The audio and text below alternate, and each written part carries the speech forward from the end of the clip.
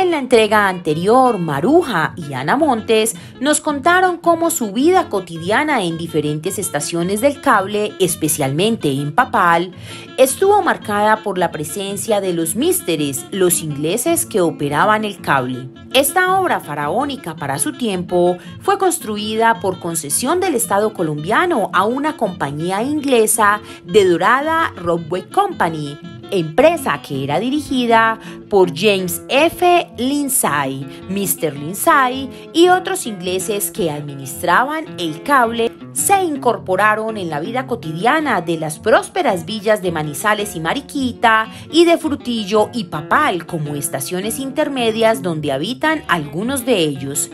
Especialmente en Manizales recibían halagos y se organizaban fiestas y banquetes en su honor. De hecho, cuando Mr. Lindsay emigró de la ciudad en compañía de su familia, después de 8 años de convivencia con los parroquianos, el naciente periódico La Patria, en una edición de 1922, fue inundado de esquelas de agradecimiento y reconocimiento al inglés por su aporte al progreso de la ciudad. En la zona rural, en la estación de Papal, la familia de Elías Antonio y María Concepción convivieron con Mr. Enturi, quien habitaba con su esposa María, una casa especial hecha en tabla parada, con calefacción y distante un poco de las viviendas del maquinista, del aceitador y del celador. Rosalba, una de las hijas del matrimonio Montes López, les enseñaba español y disfrutaba de las comodidades y de su estilo de vida. En el video de hoy, los hermanos Montes nos relatan los vuelos del cable, aquellos tramos que a juicio de muchos constituían los más peligrosos por la distancia entre torres y la hondonada de la topografía. Escuchémoslos a continuación.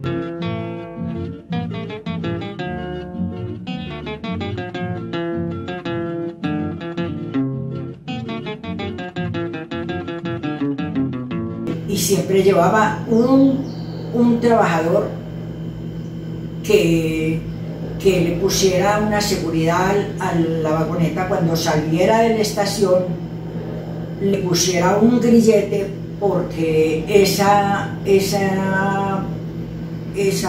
para la salida para Manizales había que bajar una falda y un vuelo, que eso era impresionante de azaroso. Nunca nos pareció bueno pasar por ahí, pero indispensablemente teníamos que hacerlo.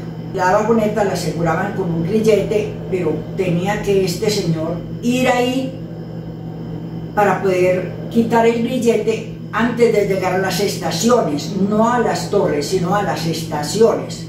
Porque entonces, no, pues había una tragedia si se le dejaba ese grillete. Se lo quitaban y cuando volvía a salir, volvía y se lo colocaban.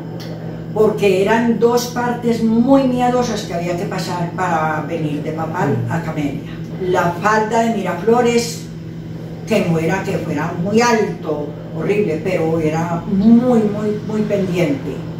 Y el vuelo de Buenavista a Camelia.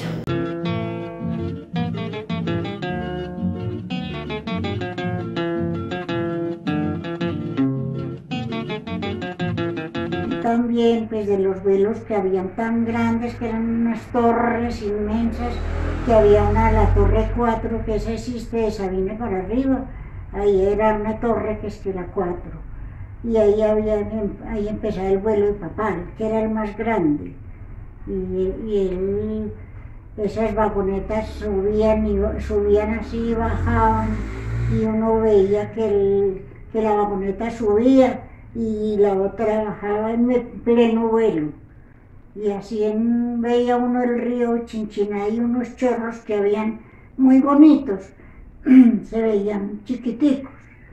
Y nos daba mucho miedo, pero como siempre andábamos con adultos, nos ponían un grillete para poder entrar a subir esa loma que era a llegar allá a Papal, miedosa. Y también en el vuelo de Yolombay, que también era muy feo, pero ahí sí me pasaba yo que me iba con los dos niños pequeños, me iba de Yolombal hasta Soledad, pues hasta Herbeo, en ese cable.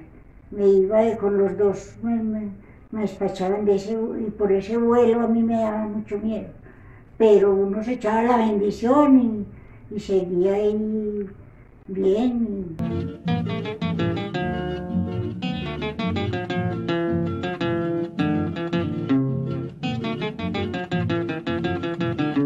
La Torre 4.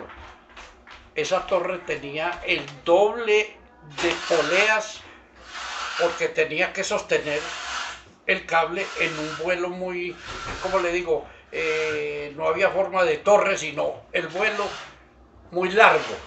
Entonces, esa torre tenía muchas más poleas. Eso quedó bautizado ahí como la Torre 4. Era un vuelo impresionante con una vista hermosísima porque había la quebrada de la Mula, tenía un salto inmenso, entonces uno desde el cable veía esa profundidad tan horrible y se veía esa cascada hermosísima. Ese era uno de los vuelos más tenebrosos. Otro que tenía fama era entre Herbeo, ese se llamaba el vuelo del Gualí, también muy alto, muy impresionante. Entonces ese cable andaba más o menos a 20 kilómetros por hora y andando uno tenía que bajarse en la torre y esperar la otra vagoneta y pegarse como Dios le ayudara. Y no olviden contarnos sus historias del cable aéreo Manizales Mariquita con el hashtag Historia Oral del Cable Aéreo de Manizales.